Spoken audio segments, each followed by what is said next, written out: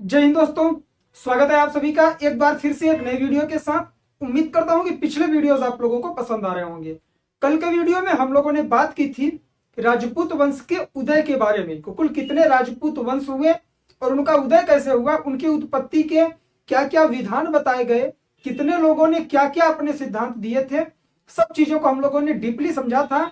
और उस वीडियो में हम लोगों ने बात की थी कि जो अगला वीडियो आएगा इसमें हम लोग प्रमुख राजपूत वंशों के कार्य प्रणाली और शासन प्रणाली, राजनैतिक दृष्टि और आर्थिक दृष्टि, सामाजिक दृष्टि, धार्मिक दृष्टि से किए गए बदलावों को समझने का प्रयास करेंगे। तो यह वीडियो पूरी तरह से प्रमुख राजपूत वंशों के विश्लेषण के बारे में है। कोशिश करेंगे हम लोग कि जितने भी राजवंश कल हम लोगों ने देखे थे उसके बारे में डीपली चीजें यहां से पढ़ने की कोशिश करें। अगर आप लोग चैनल पर नए हैं और आप स्टेट पीसीएस और यूपीएससी की प्रिपरेशन कर रहे हैं तो आप चैनल को सब्सक्राइब कर लें, क्योंकि यहाँ पर यूपीएससी को पॉइंट ऑफ व्यू करके बहुत सारे कंटेंट आप लोगों को फ्री ऑफ कॉस्ट अभी तक दिए गए हैं। और इसी तरह से डेली सुबह 7 बजे एक वीडियो आपको मिलता है जो यूपीएससी के सिलेबस के अकॉर्डिंग होता है। तो चलिए बिना किसी देरी के हम लोग वीडियो की शुरुआत करेंगे। चैप्टर बड़ा था, कंटेंट बहुत ज्यादा था। अगर मैं एक्सप्लेन करके चीजें लिखता तो वीडियो कम से कम 2 घंटे का हो जाता, इसलिए मैंने चीजें पहले ही लिख दी है। आप लोग परेशान नहीं होंगे, एक्सप्लेन मैं उसी तरीके से करूंगा जैसे मैं पहले करता आया था। ठीक, चलिए स्टार्ट करते हैं एकदम बेसिक से। हम लोगों ने पिछले वीडियो में समझा था कि जो 7वीं से 12वीं शताब्दी का टाइम पीरियड था, 7वीं से कहीं कहीं आपको 8वीं से भी मिलेगा, भारत में 7वीं से 12वीं सदी के बीच का जो टाइम पीरियड था उसी के बीच में राजपूतों का उदय होता है। फिर 1194 में जब चंदावर का युद्ध होता है मोहम्मद गौरी और जयचंद का, तो वहां से इनके विघटन की स्थिति शुरू हो जाती है। या फिर हम लोग कहें तो तराइन के द्वितीय युद्ध के बाद ही जो पृथ्वीराज चौहान और मोहम्मद गौरी के बीच में लड़ा गया था 1192 ईस्वी में। तो उत्पत्ति कैसे हुई पिछले वीडियो में हम लोगों ने समझा। 4 से 5 सिद्धांत दिए गए, बताया गया कि इनकी जो उत्पत्ति हुई थी कुल 36 कुलों में हुई थी। 36 कुलों में उन्हें हम लोगों ने 4 भागों में बांटा था। जैसे कि चंद बरदाई जो पृथ्वीराज रासो के दरबारी कवि हुआ करते थे, जिन्होंने पृथ्वीराज रासो की रचना की थी, और कर्नल टाड नाम के एक विदेशी इतिहासकार, दोनों लोगों ने मिलकर इन्हें 4 भागों में डिवाइड किया था। इन 36 कुलों को, वो 4 भाग कौन कौन से थे, जिसमें से आपको सबसे पहले मिला था सूर्यवंशीय, उसके बाद चंद्रवंशीय, उसके बाद अग्निवंशीय और लास्ट में आया था ऋषिवंशीय। तो जितने 36 राजपूत वंश थे उनको 4 भागों में डिवाइड किया गया था। और उसी के तहत जब हम लोगों ने उत्पत्ति के सिद्धांत को पढ़ा था तो उसमें हमने जाना था कि चंद बरदाई ने अग्नि से उत्पत्ति का सिद्धांत दिया था। उन्होंने बताया था कि अग्नि से 4 राजपूत वंशों का उदय हुआ था। उन्हें भी हम लोग यहाँ डीपली पढ़ेंगे, क्योंकि यूपीएससी के मेंस में यहाँ से प्रश्न बहुत ज्यादा बनता है कि वे कौन से राजपूत वंश हैं जो चंद बरदाई के अनुसार अग्निकुंड से उनका उदय हुआ था। ठीक, तो 4 वो होंगे। कौन कौन से थे, तो गुर्जर, प्रतिहार, परमार, चालुक्य, सोलंकी जिसे बोलते हैं, और चौहान। ये 4 जो राजपूत कुल हैं ये कहां से निकले थे, तो अग्निकुंड से। चलिए आज का वीडियो हम लोग शुरू करेंगे और सबसे पहले हम लोग देखेंगे गुर्जर प्रतिहार वंश को। ठीक, गुर्जर प्रतिहार वंश का जो विस्तार था मैंने आप लोगों को पिछले वीडियो में ही बताया था, गुजरात में और दक्षिण राजस्थान में था। यही एक ऐसा राजपूत वंश है जिसे बताया जाता है कि जो राम के भाई लक्ष्मण थे ये उनके वंशज हैं। कैसे, इनका नाम गुर्जर इसलिए पड़ा क्योंकि यह गुजरात के क्षेत्र में थे, और प्रतिहार इसलिए कहा गया क्योंकि लक्ष्मण जो थे वो हमेशा श्री रामचंद्र की पहरेदारी किया करते थे, इस वजह से इनका नाम प्रतिहार पड़ा। तो श्री रामचंद्र के छोटे भाई श्री लक्ष्मण जी का वंशज बताया जाता है किसे, गुर्जर प्रतिहार को। ठीक, याद रखिएगा, एग्जाम में प्रश्न नहीं बनता, लेकिन बेसिक तौर पर अगर आप लोग समझे रहेंगे तो आपके लिए लाभप्रद हो सकता है। इसकी स्थापना किसने की थी, तो नागभट्ट प्रथम ने। उसके बाद राजधानी इसकी उज्जैन थी। उज्जैन के बाद इसकी राजधानी कन्नौज हो जाती है। कन्नौज कैसे हो जाती है, जो त्रिपक्षीय संघर्ष मैंने आप लोगों को बताया था कि कन्नौज को लेकर त्रिपक्षीय संघर्ष चलता था, जिसमें पाल वंश के शासक धर्मपाल ने लिया था हिस्सा, राष्ट्रकूट वंश के शासक ध्रुव ने हिस्सा लिया था, और इसी वंश का गुर्जर प्रतिहार वंश का एक शासक था जिसका नाम वत्सराज था, इसने इस त्रिपक्षीय संघर्ष में हिस्सा लिया था। तो जब त्रिपक्षीय संघर्ष में वत्सराज ने धर्मपाल को पराजित कर दिया तो कन्नौज पर उसने अपना अधिकार कर लिया था। इस वजह से पहले इनकी राजधानी उज्जैन थी, फिर कन्नौज हो जाती है। इनका विस्तार कहां पर था? तो गुजरात और दक्षिणी राजस्थान में। मैंने आपको मैप के माध्यम से बखूबी समझाया है। अरबों के आक्रमण को इन्होंने असफल किया था। किसने? नागभट्ट प्रथम ने। ठीक, कैसे समझते हैं। हम लोगों ने पढ़ा था कि भारत में मुस्लिम आक्रमण शुरू कब से हुआ था? तो 711 ईस्वी से। 711 ईस्वी में एक मुस्लिम आक्रमणकारी आक्रमण करता है जो असफल हो जाता है, जिसका नाम उबैदुल्लाह था। उसके बाद 711 ईस्वी में ही बुदैल नाम का एक आक्रमणकारी आक्रमण करता है, वह भी असफल होता है। ये सब अरब के थे। भारत में सबसे पहले मुस्लिम आक्रमण किसने किया? तो अरबों ने किया था। ठीक, और अरबों में सबसे सफल आक्रांता कौन था? तो मोहम्मद बिन कासिम था। ठीक है, मोहम्मद बिन कासिम, जिसने सिंध प्रांत में अपनी विजय प्राप्त की थी, उसने दाहिर को पराजित किया था। ठीक, तो उसी समय ये राजपूत थे। तो उसके पहले जो शासक आना चाहते थे अरबों के, तो उनके प्रवेश को नागभट्ट प्रथम ने असफल कर दिया था, मोहम्मद बिन कासिम से पहले। ठीक, उसके बाद वत्सराज के बारे में हम लोग देखें तो वत्सराज ने त्रिपक्षीय संघर्ष में भाग लिया था। वही त्रिपक्षीय संघर्ष जिसके बारे में अभी मैंने बात की, कन्नौज का, जहां पर त्रिपक्षीय उसे क्यों कहा गया?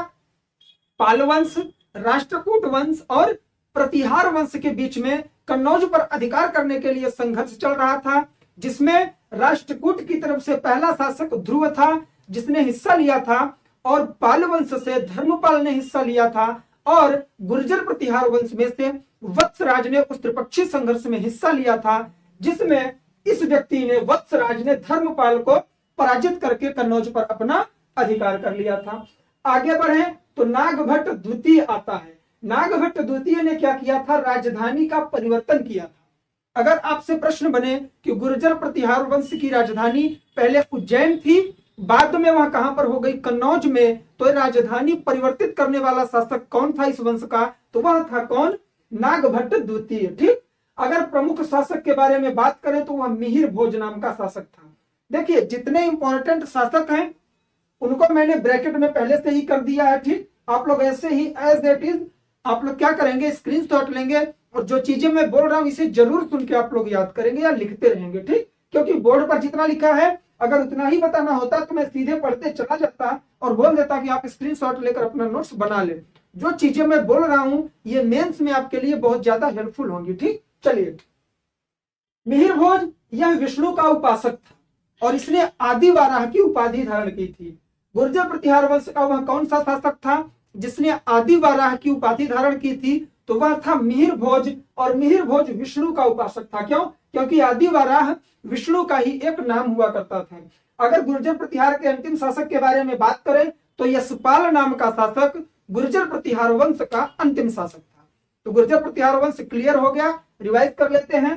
संस्थापक नागभट्ट प्रथम, राजधानी उज्जैन, उज्जैन के बाद कहां पर हुई? कन्नौज। विस्तार गुजरात और दक्षिणी राजस्थान। अरब आक्रमण को असफल किया।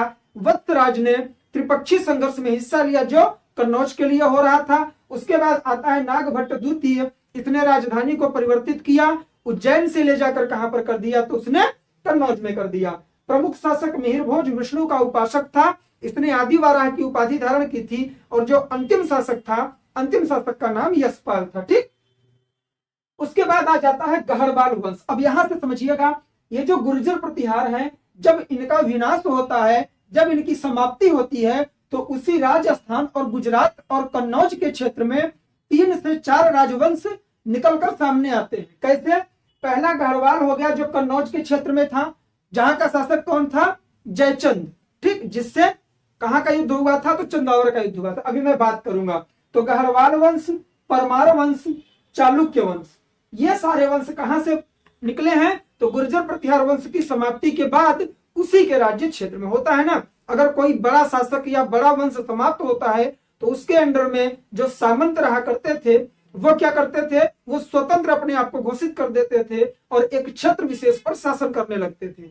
इसी तरह से जब गुर्जर प्रतिहार का विनाश हुआ तो 3 से 4 शासक निकल के आए। पहला गहरवाल वंश आया जिसने कन्नौज में अपनी सत्ता स्थापित की। उसके बाद आया परमार वंश, और परमार वंश ने कहां पर सत्ता स्थापित की? तो यह था कहां पर? धारा नगरी। ठीक है, उज्जैन के क्षेत्र में ही पड़ता है। क्योंकि देखिए इसी के विनाश के बाद ये सब आए हैं, तो इनकी राजधानी उज्जैन हो सकती है, कंफ्यूज नहीं होंगे। उसके बाद चालुक्य वंश आए और इन्होंने अनिलवाड़ को राजधानी बनाया था, समझेंगे हम लोग। गुर्जर प्रतिहार का विनाश हुआ, 3 राजवंश निकल के आए। सबसे पहले गढ़वाल वंश को समझते हैं। इसके संस्थापक का नाम चंद्रदेव है और इसका जो विस्तार था कन्नौज से लेकर वाराणसी तक था।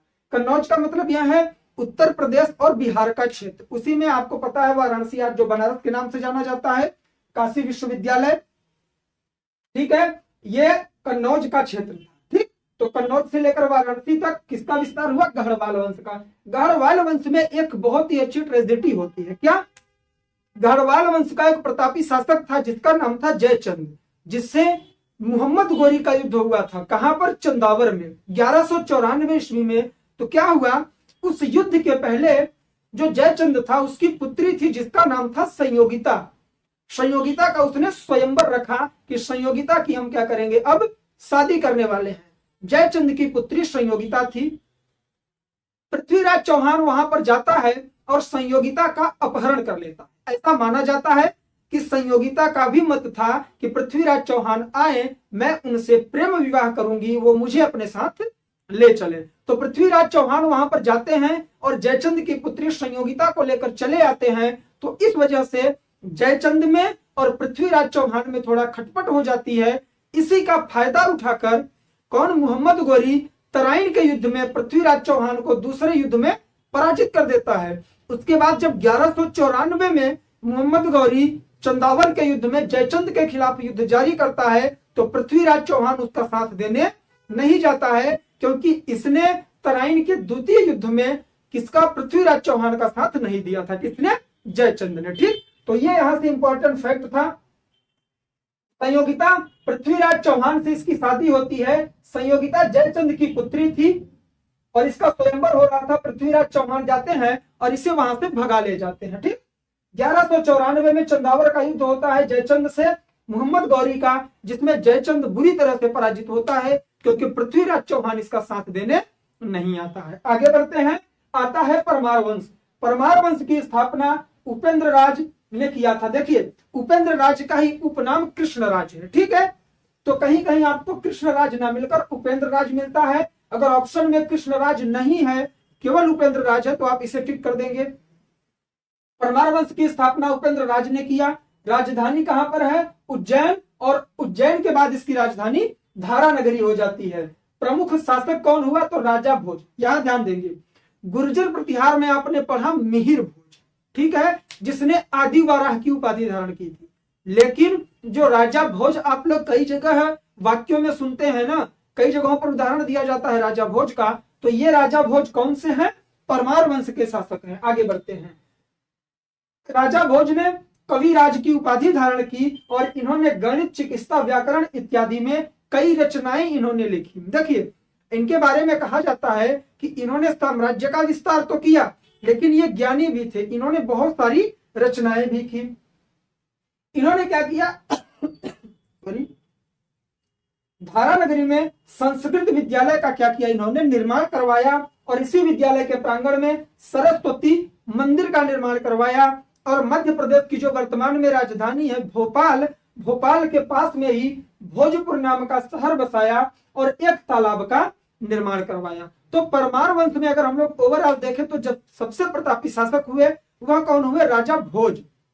इन्होंने क्या किया कि जो यहाँ की राजधानी थी कौन सी? धारा नगरी में इन्होंने संस्कृत विद्यालय की रचना करवाई। प्रश्न बनता है कि मध्यकालीन भारत में वहां कौन सा शासक था जिसने एक ही सरस्वती मंदिर का निर्माण करवाया था?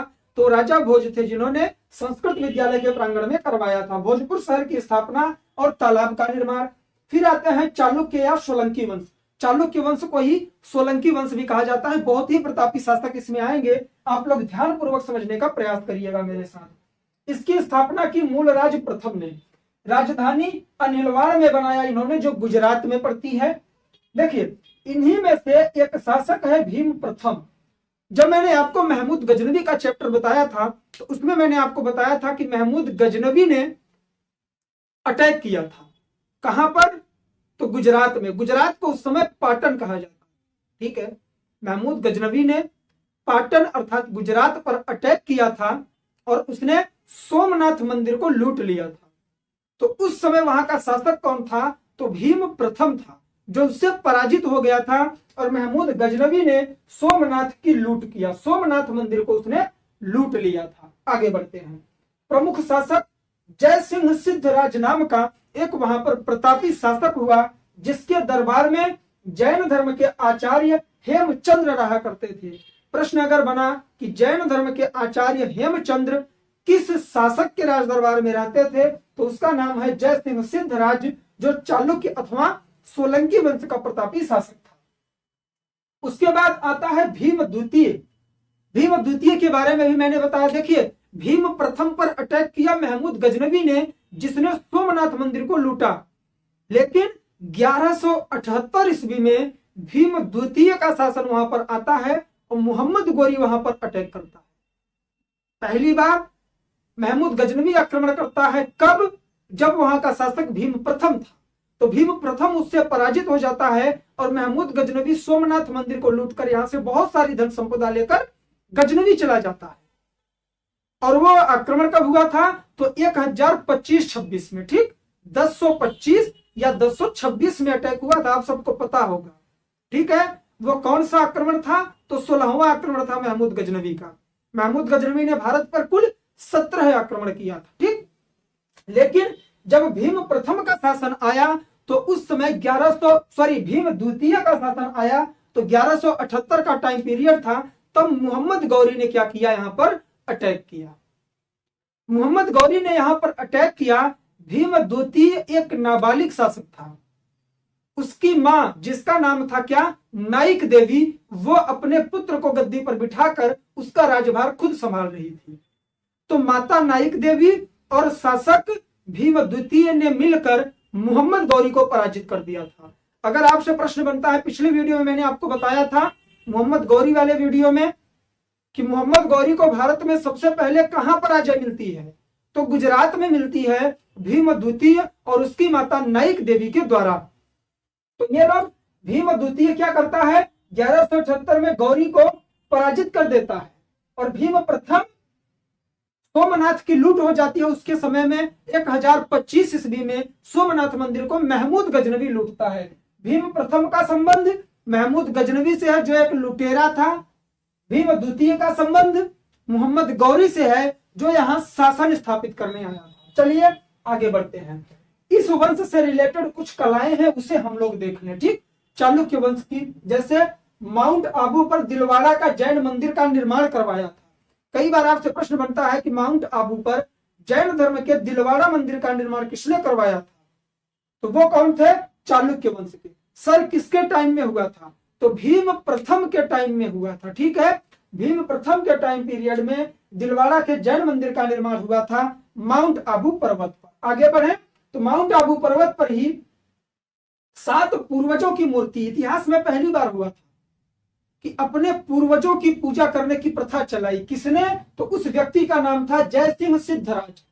जय सिंह सिद्धराज ने माउंट आबू पर अपने 7 पूर्वजों की मूर्ति बनवाई और उनका पूजा पाठ करवाने लग गया। देवता का उन्होंने क्या किया? उपाधि प्रदान की। फिर मोढेरा का जो सूर्य मंदिर है, इसका निर्माण भी चालुक्य वंश के शासकों ने करवाया था। तो चालुक्य वंश से रिलेटेड इतने प्रश्न थे। आगे बढ़ते हैं, चौहान वंश पर आते हैं। चौहान वंश की स्थापना वासुदेव ने की। राजधानी अहिछत्र थी, बाद में अजमेर हो जाती है। क्यों? क्योंकि आप सबको पता, मैं आगे डीपली बात करूंगा इस पर।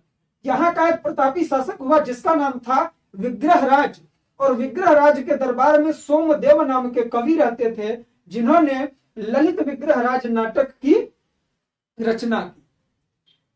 चौहान वंश की स्थापना किसने की? तो वासुदेव। शासक आया विग्रहराज, जिसके दरबार में सोमदेव थे। मैं रिपीट इसलिए कर रहा हूं, यूपीएससी साल 2016 में, हाँ, यह प्रश्न बना था कि सोमदेव किस वंश के किस शासक के दरबार में रहते थे और उन्होंने कौन सी रचना लिखी थी। तो ये चौहान वंश के शासक विग्रहराज के दरबार में सोमदेव रहते थे। ललित विग्रहराज नामक नाटक की इन्होंने रचना की थी। अंतिम शासक आता है पृथ्वीराज चौहान, मोस्ट इंपॉर्टेंट। इसे पृथ्वीराज तृतीय भी बोला जाता है। चंद्रबरदाई ने पृथ्वीराज रासो लिखा पृथ्वीराज के बारे में। जयानक नामक इतिहासकार ने पृथ्वीराज विजय लिखा तो यहाँ कंफ्यूजन होता है। पृथ्वीराज रासो की रचना किसने की? चंदबरदाई ने।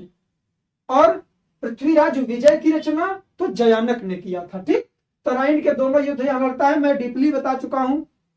मोहम्मद गौरी वाले पीरियड में 1191 में तराइन का पहला युद्ध होता है जिसमें पृथ्वीराज पराजित कर देता है मोहम्मद गौरी को। फिर मोहम्मद गौरी 1192 में तराइन का दूसरा युद्ध करता है जिसमें वह पृथ्वीराज चौहान को पराजित कर देता है और दिल्ली तथा अजमेर दोनों पर अपना सत्ता वह स्थापित कर लेता है। मैं दिल्ली का नाम क्यों ले रहा हूं? क्योंकि दिल्ली पर भी चौहान वंश का क्या था? अधिकार था, पृथ्वीराज चौहान का। कैसे? 3-4 बार बता चुका हूं, फिर से मैं बता रहा हूं, रिपीट कर रहा हूं, ध्यान से सुनिए जो लोग नए हैं। पृथ्वीराज चौहान की जो माता थी वह दिल्ली की थी। तोमर वंश के शासक अनंग पाल की पुत्री पृथ्वीराज चौहान की माता थी। तो पृथ्वीराज चौहान के जो नाना थे तोमर वंश के शासक अनंग पाल, उन्होंने दिल्ली की स्थापना की थी। अगर आपसे प्रश्न बने कि वर्तमान में जो दिल्ली आप लोग देख रहे हैं, इस दिल्ली की स्थापना सबसे पहले किसने की थी? तो तोमर वंश के शासक अनंग पाल ने की थी। जो पृथ्वीराज चौहान के नाना थे, उन्होंने पृथ्वीराज को अपनी सत्ता दे दी थी चलाने के लिए। तो पृथ्वीराज का अधिकार राजस्थान के अजमेर और दिल्ली पर भी हो गया था। लेकिन 1192 के तराइन के द्वितीय युद्ध के बाद दिल्ली पर मुस्लिमों का शासन स्थापित हो जाता है। सबसे पहला शासक मोहम्मद गौरी आता है। ठीक, आगे चंदेल वंश पे चलते हैं। देखिए, मैं चीजें डीपली इसलिए एक्सप्लेन कर रहा हूं कि आप लोगों को ऐसा ना लगे कि मैंने बोर्ड पर चीजें लिख दी है। जितना लिखा हूं इसका 4 गुना मैं एक्सप्लेन करने की कोशिश कर रहा हूं। आप लोगों को बैड फील नहीं होना चाहिए। आगे बढ़ते हैं। चंदेल वंश की स्थापना नन्नुक नामक व्यक्ति ने किया। इसका विस्तार बुंदेलखंड में था। खजुराहो में जो विष्णु मंदिर है, आपसे प्रश्न बनता है खजुराहो के मंदिरों का निर्माण किसने करवाया था? तो चंदेल वंश के शासकों ने करवाया था। खजुराहो में किस भगवान का मंदिर है या किस भगवान को आराध्य माना गया है? तो विष्णु भगवान को। ठीक है, आगे बढ़ते हैं। इसी चंदेल वंश का ही एक शासक था जिसका नाम था राजा धग। याद रखिएगा, इंपॉर्टेंट है यूपीएससी के पॉइंट ऑफ व्यू से। राजा धग ने जल समाधि ली थी उत्तर प्रदेश के इलाहाबाद में, जिसे अब प्रयागराज कहा जाता है। वहां गंगा और यमुना दोनों नदियों का संगम होता है। उसी संगम पर चंदेल वंश के शासक राजा धग ने क्या किया था? जल समाधि ले ली थी। ठीक, उसके बाद आता है परवर्ती देव। शायद आप लोगों को दिख नहीं रहा होगा, ध्यान से सुन ले। परवर्ती देव 1182 में पृथ्वीराज चौहान से युद्ध लड़ता है। परवर्ती देव इंपॉर्टेंट क्यों है? क्योंकि यहां 2 यूनिक नाम आपको सुनने में आएंगे। कौन कौन से? परवर्ती देव का युद्ध होता है 1182 में पृथ्वीराज चौहान से, जिसमें परवर्ती देव की तरफ से आल्हा और उदल नाम के 2 सगे भाइयों ने सेनापति का रोल प्ले किया था। परवर्ती देव की तरफ से आल्हा और उदल सेनापति बने थे जो पृथ्वीराज से युद्ध कर रहे थे 1182 में। लेकिन पृथ्वीराज चौहान उन दोनों को पराजित कर देता है। ये वही आल्हा उदल है जो महोबा के हैं। क्यों? क्योंकि चंदेल वंश देखा आपने, बुंदेलखंड के पास ही तो पड़ता है। आप सबको पता होगा कि चंदेल वंश का ही एक शासक था जिसका नाम था विद्याधर। मैंने आप लोगों को महमूद गजनवी के समय बताया था। महमूद गजनवी किसी से पराजित नहीं हुआ था भारत में, लेकिन जब वह बुंदेलखंड पर अटैक करता है तो बुंदेलखंड में उस समय शासक रहता है विद्याधर का। विद्याधर ने उसे कड़ी टक्कर दी थी। पराजित तो नहीं कर पाया था विद्याधर उसे, लेकिन उसे कड़ी टक्कर दी थी उसने। तो इस वजह से चंदेल वंश के भी एक शासक का नाम आपको याद रखना पड़ेगा। मैंने यहां पर ऐड नहीं किया है, उसका नाम विद्याधर है। आगे बढ़ते हैं। इतने तो राजवंश हो गए। कितने हम लोगों ने पढ़ा? 1st, 2nd, 3rd, 4th, 5th और 6th। कुल 6 राजवंशों को हम लोगों ने कवर किया। अब अगर आगे बढ़े तो देखते हैं कि राजपूतों की स्थिति क्या थी। हम लोग राजपूत वंश ही तो पढ़ रहे हैं, प्रमुख राजपूत वंश। तो राजपूतों की जो राजनीतिक स्थिति थी उसमें राजनीतिक एकता का अभाव था और बाहरी प्रवेश संभव हुआ। कैसे? क्योंकि आप सबको पता है सभी राजपूत आपस में लड़ाई करते थे। जब आप आपस में लड़ाई करेंगे तो जायज सी बात है बाहर का व्यक्ति आकर इसका फायदा उठाएगा। तो बाहर के लोग यहाँ प्रवेश किए। सामाजिक स्थिति क्या थी? सबसे ऊपर ब्राह्मणों को माना जाता था, फिर क्षत्रिय, वैश्य और शूद्र। ये क्षत्रिय राजपूत ही हुआ करते थे जो अपने आप को ब्राह्मणों के तुल्य माना करते थे। ठीक, महिलाओं की स्थिति ठीक थी, लेकिन सती प्रथा और जौहर की बहुत तेज प्रचलन थी। सती प्रथा क्या है कि अगर पति की मृत्यु हो जाती है, पति को क्या होता है, अगर पति को युद्ध में मृत्यु की प्राप्ति होती है अर्थात वीर गति प्राप्त होती है, तो उसकी जो पत्नी होती है वह जिंदा सशरीर चिता पर बैठकर आत्मदाह कर लेती थी, जिसे सती प्रथा कहा जाता था। जौहर का नाम क्या है? जौहर का अर्थ यह है कि अगर शासक पराजित हो जाता है, अगर किसी महारानी का जो पति है वह पराजित हो जाता है, तो वो अपने आप को किसी अन्य शासक के प्रति जाने की बजाय, होता है ना ऐसा कि अगर किसी शासक को पराजित कर दें तो उसकी घरवाली, जैसे पत्नी हो गई, महारानी हो गई, बेटियां हो गई, तो जो आक्रांता होते थे वो उन्हें क्या करते थे, अपने पास रख लिया करते थे। तो उससे बचने के लिए महिलाएं अपने आप को आग में झोंक देती थी, अग्नि कुंड में वो कूद जाती थी, जिसे जौहर कहा जाता है। अगर आप लोगों ने रणवीर सिंह और दीपिका पादुकोण की पद्मावत मूवी देखी होगी तो उसमें बखूबी दिखाया गया है किसके बारे में, जौहर के बारे में। जब अलाउद्दीन खिलजी क्या करता है, वहां के शासक जो थे राजा रतन सिंह थे, उन्हें जब वहां पराजित कर देता है, धोखे से मार देता है, तो उनकी पत्नी पद्मावत थी, वो क्या करती हैं, जौहर कर लेती हैं। हम लोग जब दिल्ली सल्तनत पढ़ेंगे तो बहुत डीपली समझने का प्रयास करेंगे। ठीक है, आगे बढ़ते हैं। आर्थिक स्थिति क्या थी? मुख्य व्यवसाय कृषि हुआ करता था वहां का। ठीक है, व्यापार का पतन हुआ। उसका सबसे बड़ा कारण क्या था कि सभी राजपूत वंशों में आपसी संघर्ष। धार्मिक स्थिति क्या थी? तो वैष्णव धर्म, शैव धर्म और जैन धर्म, इन्हें वरीयता दी गई थी। ठीक, सामंतवाद का विकास हुआ था। सर, सामंत कौन थे? इनका नाश किसने किया था? तो सामंत वंश का विनाश तब हुआ जब तुर्कों का आक्रमण हुआ, अरबों का आक्रमण हुआ। सामंत ऐसे होते थे कि राजा के अधीन ये लोग किसी विशेष क्षेत्र पर अधिकार करके शासन चलाया करते थे। ठीक है, तो इतने इंपॉर्टेंट पॉइंट थे आज के वीडियो से। कल के वीडियो में हम लोगों ने राजपूतों की उत्पत्ति के बारे में देखा था, उतनी ज्यादा चीजें एक्सप्लेन नहीं किया था। आज मैंने कोशिश की है, अपना 100% दिया है कि यूपीएससी की पॉइंट ऑफ व्यू से जितने भी इंपॉर्टेंट पॉइंट थे आप लोगों को राजपूतों से रिलेटेड मैंने देने का प्रयास किया है। और इसका रिजल्ट कैसा रहा आप लोग कमेंट करके बताएंगे। और हाँ, एक चीज मैं बोल दूं, आप लोग अगर टेस्ट सीरीज देना चाहें तो कमेंट करके बताइएगा। मैं सभी वीडियोस के टेस्ट सीरीज उनके डिस्क्रिप्शन में डाल दूंगा, क्योंकि मैं वीडियोस तैयार कर रहा हूं। ठीक है, तो चलिए आज के लिए बस इतना ही, मिलेंगे नेक्स्ट वीडियो में। तब तक के लिए जय हिंद, जय भारत, बाय बाय। आप लोग अपना ख्याल रखें, पढ़ाई लिखाई करते रहें।